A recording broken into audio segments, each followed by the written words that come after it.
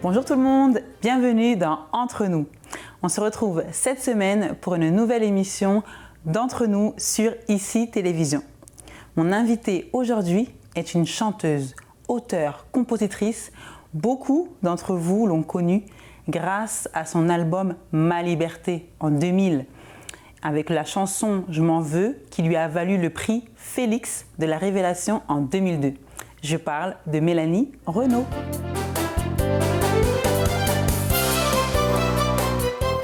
Bonjour Mélanie, bienvenue, bonjour. Bienvenue. Merci. Comment tu vas? Ça va bien. Écoute, ça fait plaisir de te voir aujourd'hui. Merci d'avoir accepté notre invitation.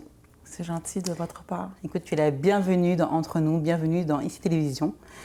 Écoute, beaucoup t'ont connu. Le grand public québécois t'a connu vraiment à travers ta chanson, ta musique. Comme on parlait tout à l'heure dans mon intro, je parlais justement on t'a connu à travers le titre Je m'en veux, qui était un morceau de ton album, en fait, Ma Liberté, en 2000. Et on t'a connu aussi avec des interventions que tu as fait, justement. Tu as joué dans différentes comédies musicales, Notre-Dame de Paris, Les 10 Commandements. Et moi, j'ai une question pour toi. Est-ce que tu viens d'un milieu d'artiste ou pas? Pas vraiment. Je me souviens que quand j'étais jeune, il y avait un piano chez ma grand-mère et je pianotais ici et là.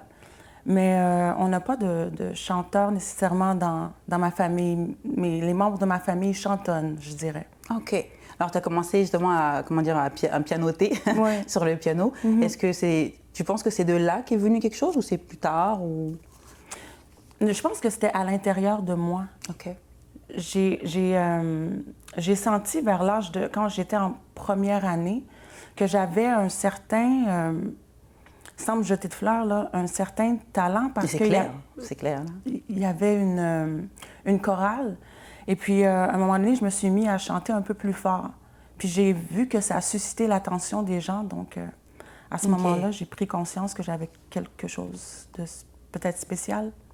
OK. Et donc, c'est ça que tu dirais qui t'a donné envie de faire de la musique ou est-ce que c'est un mélange de plusieurs choses? La musique, c'est le goût, l'intérêt. Oui, vraiment, c'est vraiment, ça s'est prononcé en secondaire dans les spectacles étudiants. OK. Puis à un moment donné, j'ai fait le festival de Grand Bay à l'âge de 16 ans. Puis je me suis retrouvée en finale. Donc professionnellement, c'est ça que je voulais faire. C'est à ce moment-là que c'était un peu comme un élément déclencheur. Tu t'es dit, peut-être que je peux vraiment faire quelque chose avec la musique. Je peux vraiment un talent. C'est ça. OK. Puis est-ce que après, dans ta continuité, est-ce que tu as pu trouver des gens qui t'ont aidé, poussé vers ça ou au contraire, peut-être autour de toi, on se disait, mais non, oublie ça, la musique. Mes parents m'ont toujours encouragée. Ma famille a toujours été là pour moi. Puis quand je suis arrivée dans le domaine professionnel, eh bien, j'ai senti qu'il y avait un appui de l'équipe de management. J'étais avec Yves-François Blanchet au départ. Et puis, eh bien, c'est ça. Je pense qu'ils étaient là pour me pousser dans l'industrie de la musique. Et puis, j'ai fait affaire avec une autre équipe. Maintenant, je suis avec une équipe Moonsound Music. OK. Et puis, ils sont là, ils sont très supporters. OK. C'est tant mieux vraiment, parce que je pense que c'est ce qu'on a besoin quand on est vraiment un artiste comme ça. Et dis-moi, comment tu as appris? Donc, tout à l'heure, tu m'expliquais comment tu as commencé à jouer d'un instrument. Et comment tu as appris à chanter? Est-ce que tu penses que c'est quelque chose que tu avais toujours ou tu as pris vraiment des cours, tu as suivi des vidéos? Bien, je pense que c'est un talent naturel, mais j'ai dû prendre des cours pour le comprendre. OK. Et puis le travailler. Donc, j'ai pris 1 an de cours à l'école Prochamp. J'avais 17 ans à peu près. Et puis, après ça, j'ai commencé à chanter comme choriste dans l'industrie. Donc, j'ai appris mon métier comme ça en étant choriste. Tu dirais que c'est quelque chose que tu as toujours voulu faire ou est-ce que c'est une opportunité qui s'est présentée à toi et puis que tu as saisi? Non, j'ai toujours voulu faire ça. OK. Ouais. C'était au plus profond de moi, là. Je voulais être chanteuse. OK. Mais comme je disais tout à l'heure, pour revenir, justement, tu as fait des interventions dans plusieurs comédies musicales. Et donc, Notre-Dame de Paris, Les 10 Commandements. Qu'est-ce que tu préfères? Est-ce qu'il y a quelque chose que tu préfères entre les deux? Et pourquoi? Mais j'aime les comédies musicales parce que c'est un défi. Comme on disait tout à l'heure, c'est un défi de jouer cette comédie-là, d'apprendre des textes, d'être très encadré par un metteur en scène. On a des mouvements à faire, on a des directions à suivre et tout ça. Tandis que faire un album et faire de la scène, il y a une liberté d'être, d'expression qui est là. Et puis je pense que je préfère pas un à l'autre. Je pense que j'aime les deux, ouais. Et justement, donc je disais, tu chantes, tu es aussi auteur, compositeur. Et c'est quelque chose dans lequel tu te vois le mieux, quelque chose qui te fait plus plaisir ou tu peux plus peut-être exprimer ta créativité? Ben, quand j'écris des chansons, j'ai l'impression d'avoir une liberté d'écriture qui est immense. L'inspiration vient de l'intérieur, mais de l'extérieur aussi. Et puis, j'aime être dans ma petite bulle chez moi, au piano, avec une page blanche qui fait en sorte que mes idées se créent, se peaufinent. Et puis, on fait une structure de chanson. Après ça, on va en studio l'enregistrer. Donc, c'est un beau processus pour moi, je pense. Vraiment comme de créer donc, tes textes, de les voir finalement prendre vie. C'est ça. Jusqu'à ce que tu chantes. Mais justement, tu parlais d'inspiration, d'inspiration intérieure et d'inspiration extérieure. Qu'est-ce qui t'inspire de manière extérieure à écrire? Qu'est-ce qui... Je pense que c'est la vie en général. Le parcours des gens,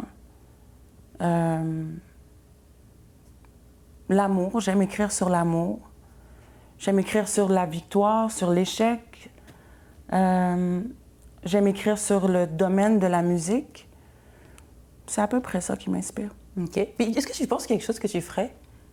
Si tu faisais pas de la musique, est-ce que tu penses que tu ferais autre chose? Est-ce qu'il y a quelque chose qui te plairait toujours dans le domaine artistique ou pas du tout? Non, j'aimerais rester dans le domaine artistique. Dans le domaine de la musique? Oui, dans le domaine de la musique. Je pourrais peut-être être choriste ou écrire pour les autres.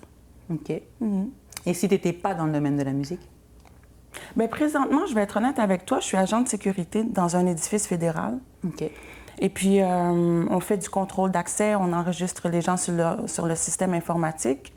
Et puis, ça me permet de voir un autre aspect de ma vie professionnelle.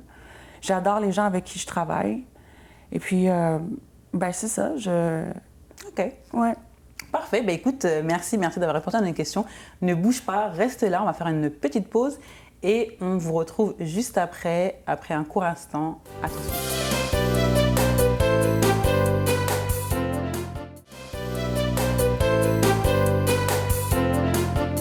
On est de retour dans Entre nous, toujours sur ICI Télévision. Et donc, je suis accompagnée de la magnifique Mélanie Renaud, chanteuse, auteure, compositrice. Merci. Merci d'être avec nous aujourd'hui. Justement, comme je disais, beaucoup t'ont connu avec le titre « Je m'en veux ». Alors écoute, moi je te propose qu'on écoute un extrait. D'accord. OK? Let's go. Pourquoi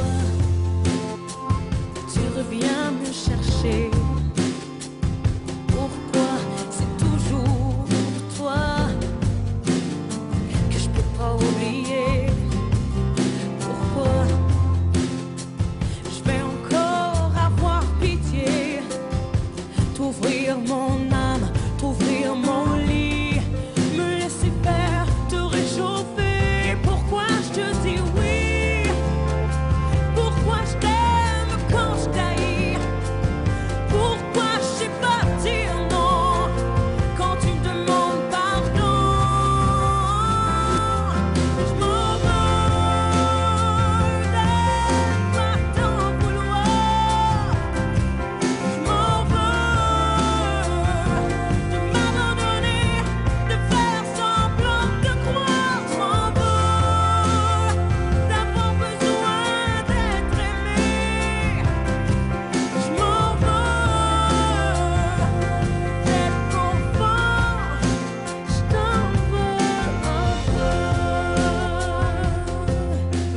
peu. Donc vraiment un titre incroyable, vraiment félicitations. Merci. Qu'est-ce qui t'a donné envie d'écrire ce titre? Qu'est-ce que tu voulais passer comme message? En fait, c'est pas moi qui l'ai écrit et composé. OK. C'est Éric Lapointe avec Roger Tabra qui ont composé la chanson. Ouais. Et ça t'a parlé, tu t'es dit, écoute, c'est quelque chose qui me parle, je veux la chanter, je peux la chanter. Ben, c'est une chanson qui est assez poignante. Hein? Donc, sur scène, il faut être capable de convaincre les gens de cette douleur-là, parce que c'est une chanson qui fait mal. Donc, j'aime l'interpréter parce que c'est profond. OK, parfait. OK. Mais justement, pour le plus grand bonheur de tes fans, tu reviens, tu vas faire une performance, donc le 4 septembre à Montréal. Ouais. Une performance live, en direct, on va pouvoir te voir en direct, t'écouter. Donc, dis-moi un peu à quoi est-ce qu'on peut s'attendre? Qu'est-ce que tu nous prépares pour ce Je vais vous interpréter Je m'en veux. OK. Je vais vous interpréter 2 autres chansons de mon nouvel album qui paraîtra en automne 2023. Super, nouvel album, écoutez bien, écoutez bien. Ouais, ça fait longtemps que je n'ai pas fait de performance. Fait que j'avoue que je suis un peu nerveuse, mais je pense que je vais avoir beaucoup de plaisir. Mais oui, il n'y a pas de raison. Comme tu dis, est-ce que c'était par rapport à la Covid ou c'était tes choix personnels? Est-ce que là, tu reviens, donc comme tu as dit, ça fait un moment que tu n'avais pas fait de performance. Ouais, j'étais en période d'écriture, en fait. OK. Ouais, puis j'apprenais à connaître la nouvelle équipe avec qui je travaille, Moonson Music. Pas mal de changements. D'ailleurs, justement, je me demandais, comment toi, en tant qu'artiste, tu te prépares à avoir une performance? Je me pratique chez moi. OK. Ouais, j'ai une chambre, un petit studio maison. Puis j'espère que je dérange pas trop mes voisins. OK. Mais c'est ça, je pratique. Tu pratiques ta chanson, comment on appelle ça, la mise en scène, on va dire? Comment tu vas être sur scène? Oui, l'interprétation. L'interprétation? Ouais. OK. Et est-ce que tu as un petit rituel comme, OK, à chaque fois que je passe sur scène, je sais pas, il y en a qui prient, il y en a qui vont faire un jogging, il y en a qui mangent ceci, cela. Est-ce que tu as quelque chose ou... Tu vois, avant de faire l'entrevue, je laisse ça à ma puissance supérieure. OK. C'est-à-dire que je laisse entre les mains de Dieu, à savoir comment ça va se passer. Puis j'essaie de faire de mon mieux. Donc, mon rituel aussi, concrètement, quand je fais une performance, c'est de faire des vocalises. Je réchauffe ma voix. Et puis, c'est ça. OK. Et dis-moi, est-ce qu'il y a une collaboration pour toi qui serait comme la collaboration de rêve? Avec un artiste que vraiment tu te dis, ouais, cette personne, j'aimerais beaucoup chanter avec cette personne ou travailler avec cette personne. J'aimerais chanter avec Ginette Renaud. OK. Je trouve que c'est une, sinon la meilleure chanteuse au Québec. Elle a vraiment une interprétation. Elle nous parle quand elle chante. Et je trouve ça très spécial. Tu dirais que c'est quelqu'un vraiment qui a inspiré un peu comme ton travail, ta musique? Oui, dans l'interprétation, là, elle est très, très vraie. Puis, comme je disais tout à l'heure, ton album, on l'a connu, il est sorti en 2000, si je ne me trompe pas. L'album Ma Liberté, je parle. Oui. Est-ce que tu dirais que, aujourd'hui on est en 2022, est-ce que tu dirais que ton style de musique, il a changé? Ou est-ce que tu dirais que non, tu as resté dans le même style depuis le début? J'ai commencé avec de la pop, soul, et puis pour mes 2 premiers albums. Et puis rendu au 3e album, j'ai bifurqué vers le R&B hip-hop en français. Et puis je dois admettre que je me suis rendu compte que c'était pas moi. Okay. Donc je suis revenue à la chanson à voix, pop, et puis aujourd'hui c'est ce que je fais. Puis tu as eu aussi un album en anglais. Ouais, en anglais. Reprise. Est-ce que tu te vois encore à nouveau chanter dans ce nouvel album justement dont tu parlais tout à l'heure, qui va sortir en 2023? Donc tu nous prépares un nouvel album. Est-ce que tu veux intégrer encore des sons anglophones ou est-ce que ça va être 100% français? 100% français. 100%. Et le style du coup, est-ce que tu vas aller vers la pop, le soul, Pop, soul. R&B? Non, pas vraiment. C'est Okay. vraiment de la pop, soul, contemporain, adulte. Okay. Et si tu devais comme penser à une chose que tu aimerais qu'on retienne de ta musique, pas forcément de ce nouvel album, mais de ta musique jusqu'à maintenant, qu'est-ce que tu aimerais que les gens ils retiennent de ta musique, de ton art finalement? Que j'essaie de le faire avec le plus de vérité possible. J'essaie d'aller chercher les gens avec ce que je vis, avec ce que je vois autour, mon environnement. Puis j'espère que c'est authentique. J'essaie vraiment d'être quand même restée transparente avec ton public, avec tes fans. C'est ça. Est-ce que tu essaies de faire en sorte qu'ils s'y retrouvent? Parce que comme tu dis, tu as changé un peu de musique, tu as pas chanté en français, en anglais. Tu essaies de... Comment tes fans, ils prennent ces changements? Mais je pense qu'ils prennent ces changements-là d'une façon où ils s'adaptent, peut-être. Et puis, ils aiment ou ils n'aiment pas. Tu vois, je pense que c'est libre à eux. À eux, OK. Je comprends. Merci beaucoup, Mélanie. Écoute, on va faire une petite pause. Reste là. On va faire une pause, juste le temps de quelques minutes et on se retrouve juste après une page.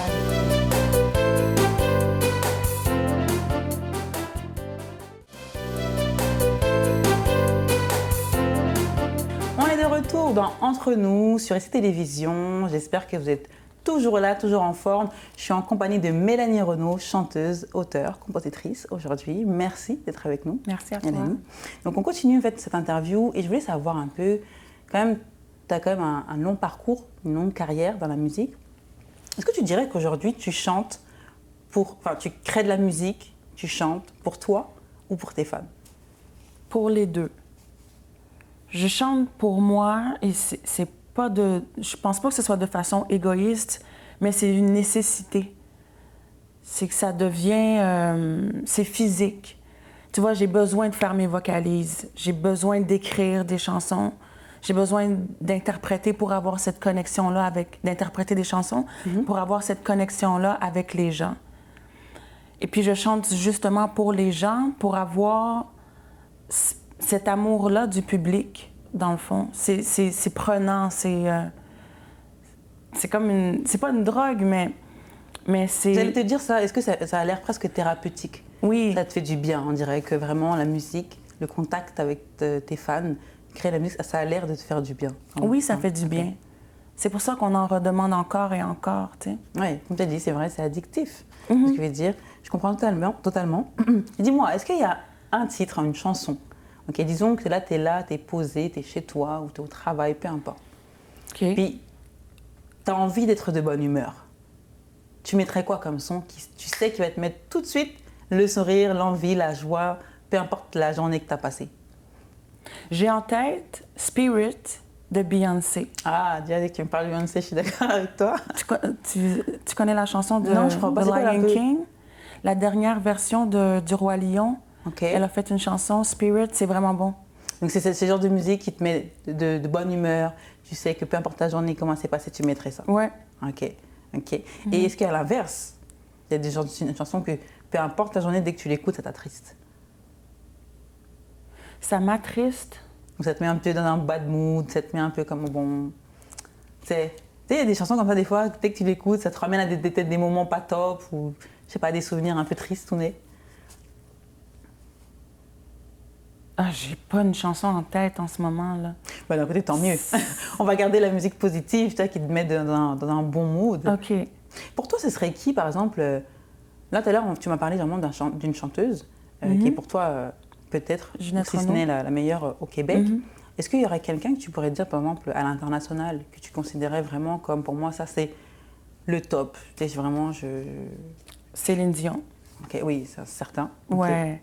Je trouve que par son accomplissement, elle a montré que depuis toujours qu'elle est une femme très forte. C'est vrai. Ses valeurs sont très fondamentales et elle est vraiment les deux pieds sur terre. Là. Moi, je l'admire. Pour sa musique, finalement, comment sa musique, sa vie personnelle, comment elle a géré tout ça. Ouais. Est-ce qu'il y aurait un autre artiste comme ça? J'aime Jessie J.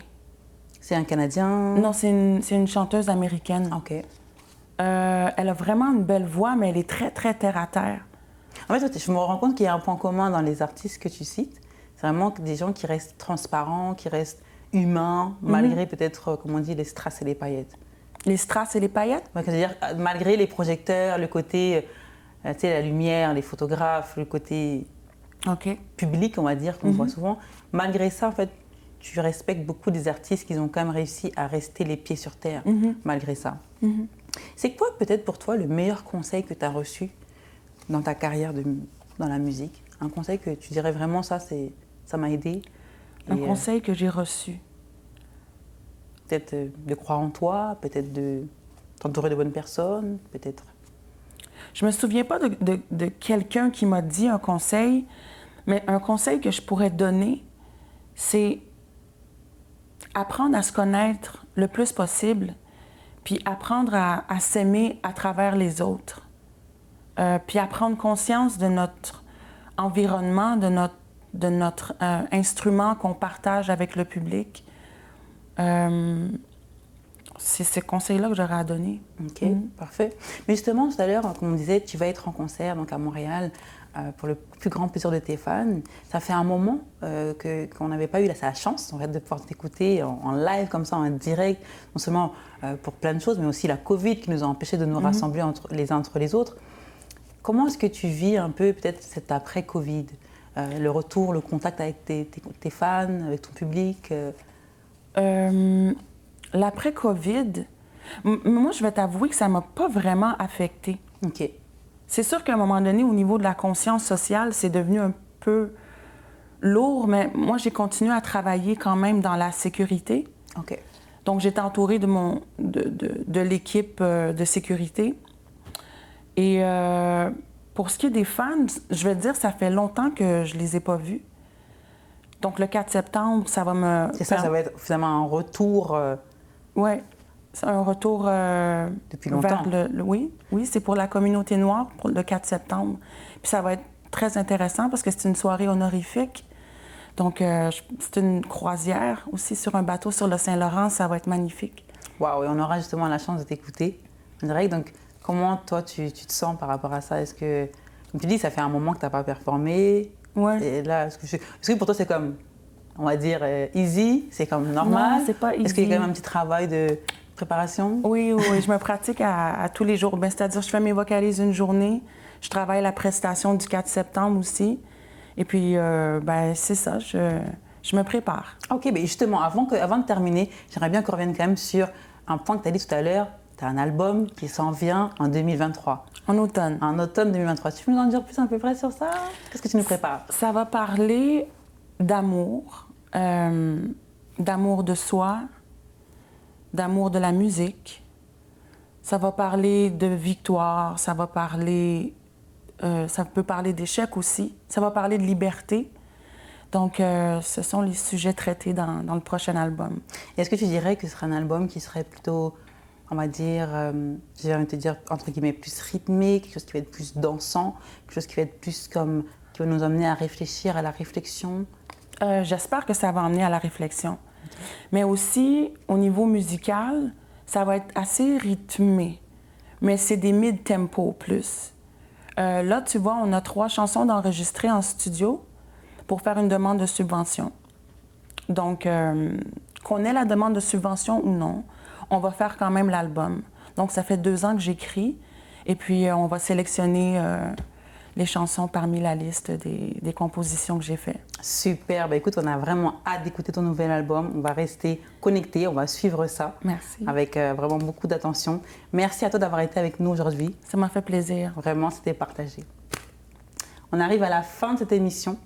Merci d'avoir été avec nous aujourd'hui. On se retrouve la semaine prochaine, jeudi à 16h sur les télévisions pour une nouvelle émission d'Entre nous. À très vite.